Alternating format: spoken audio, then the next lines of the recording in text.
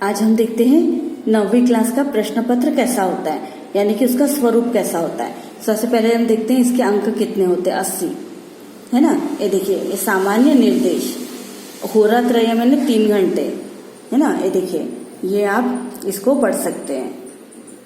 ये देखिए, अब तो सबसे पहले प्रश्न पत्र का स्वरूप, ये 4 खंडों में विभक्त होता है। 4 खंड कौन कौन से होते हैं? अपठित अवबोधनम, इसके 10 मार्क्स होते हैं।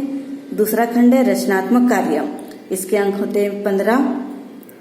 खंड ग अनुप्रयुक्तम व्याकरणम, इसके अंक होते हैं 25। खंड घ अपठित अवबोधनम, 30 अंक। अब ये अंक मिलाकर कितने हो गए? 80। अब यहां देखिए, इस प्रश्न पत्र में 4 खंड है। प्रत्येक खंड के उत्तर जो है वो एक ही स्थान पर क्रम से लिखने चाहिए, यानी कि एक खंड का आपने पहले एक उत्तर लिखा फिर सबसे अंत में लिखा, ऐसा नहीं। पूरा खंड जो है वो उसके उत्तर एक ही स्थान पर लिखने चाहिए। प्रश्न की संख्या प्रश्न पत्र के अनुसार अवश्य लिखनी चाहिए, यानी कि प्रश्न पत्र ये कौन सा पहला प्रश्न है, दूसरा प्रश्न है, कौन से प्रश्न का उत्तर आप लिख रहे हैं उसको अवश्य ही ठीक से देख कर लिखना चाहिए। सभी प्रश्नों के उत्तर संस्कृत में ही लिखने हैं, आपको इसके उत्तर हिंदी में नहीं लिखने हैं। सारे उत्तर जो है आपको संस्कृत में ही लिखने हैं। प्रश्नों के निर्देश को ध्यान से अवश्य पढ़ना चाहिए, इसके बाद ही आपको प्रश्न पत्र बनाना चाहिए। अब सबसे पहले क्या देखिए, खंड क को हम देखते हैं अपठित अवबोधनम। अब अपठित अवबोधनम में क्या होता है, देखिए ये देखिए, खंड क अपठित अवबोधनम, इसमें देखिए ये अपठित गद्यांशम आपका दिया गया है ना। और यहाँ पे इसके प्रश्न दिए गए हैं। आपको इन सारे प्रश्नों के उत्तर इस गद्यांश को पढ़कर इसमें से ही लिखने हैं। इसमें जो उत्तर लिखे होंगे आपको वही शब्द का प्रयोग करना है। ये देखो, एक पद में उत्तर दो। इन प्रश्नों के उत्तर जो है वो आपको एक पद में ही लिखना है ना। पूर्ण वाक्य लिखत, ये जो प्रश्न है इसके उत्तर जो है आपको वाक्य को पूर्ण करते हुए लिखना है, वाक्य अधूरा नहीं छोड़ना है। अगर आप अधूरा वाक्य छोड़ेंगे तो आपको उतने अंक, आपको पूर्ण अंक नहीं मिलेंगे।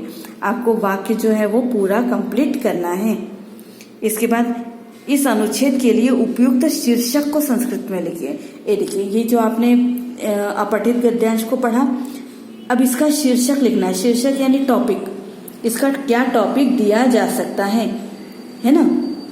तो जैसे कि अब ये वाला है, इसमें दृढ़ प्रतिज्ञा के बारे में कहा गया है, तो ये देखो दृढ़ प्रतिज्ञा, हम ये टॉपिक दे सकते हैं, है ना। तो ऐसा शीर्षक आपको लिखना है। अच्छा, अब इसके बाद देखिए निर्देशानुसारम उत्तरता। ये निर्देशानुसार, ये व्याकरण से संबंधित प्रश्न होते हैं। जैसे कर्ता का कोई कर्तृपद दिया है तो आपको क्रियापद लिखना है, क्रियापद दिया हो तो कर्तृपद लिखना है, विशेषण दिया है तो विशेष्य लिखना है, विशेष दिया हो तो विशेषण लिखना है।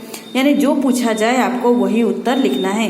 पर्यायवाची शब्द, आपको इसका पर्याय लिखना है ना। विपर्य यानी विलोम, आपको विलोम लिखना है। यानी कि इसमें निर्देश के अनुसार आपको जो भी उत्तर पूछा जाए आपको वो उत्तर को इसमें से खोज कर लिखना है, अपनी मर्जी से नहीं लिखना है।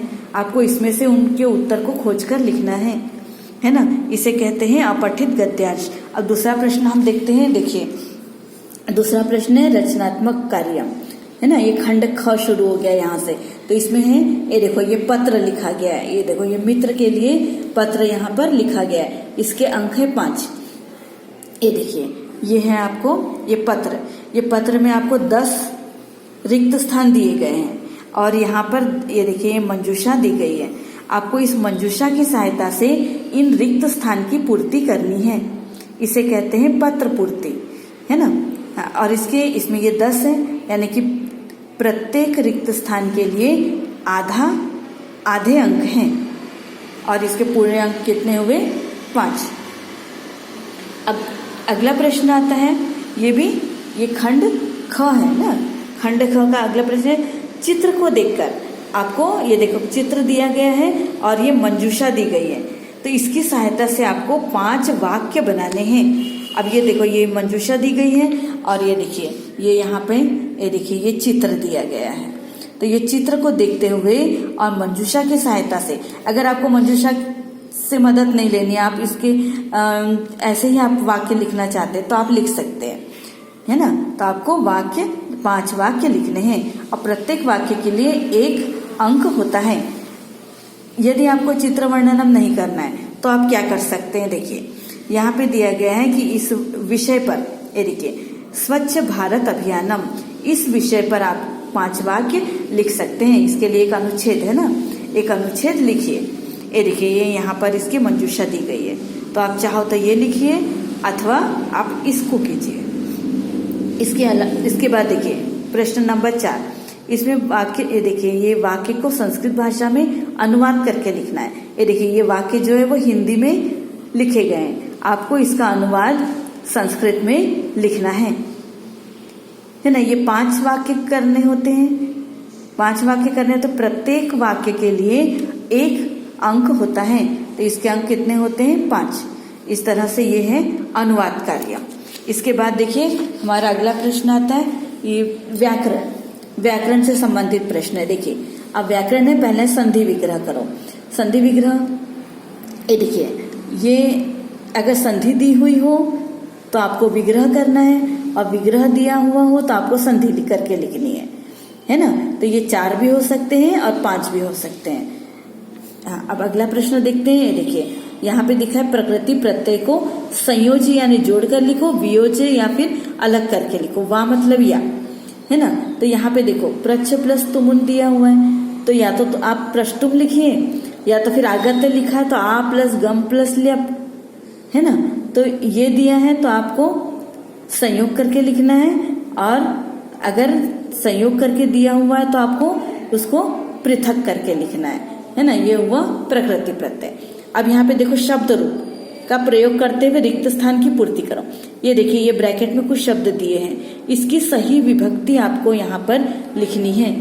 इस वाक्य को पढ़ते हुए आपको इसकी सही विभक्ति लिखनी है। इसको कहते हैं शब्द रूप प्रयोग। अब इस प्रकार देखो धातु रूप प्रयोग। धातु रूप प्रयोग में ये देखिए ये वाक्य लिखे, और यहाँ पर दिया गया इच्छ को लट लकार में लिखना है। तो यहाँ पर कौन सा, यहाँ पे लकार तो दिया हुआ है, लेकिन कौन सा पुरुष और कौन सा वचन आएगा ये हमको लिखना है। तो ये देखो इसको ये देखिए वाक्य को देखते हुए ये वाले जो शब्द रूप हैं वो हमको यहाँ पर रिक्त स्थान में भरने हैं, है ना। अब आगे देखते हैं। देखो उचित विभक्ति प्रयोगम कृत्वा रिक्त स्थानानि पूर्यत।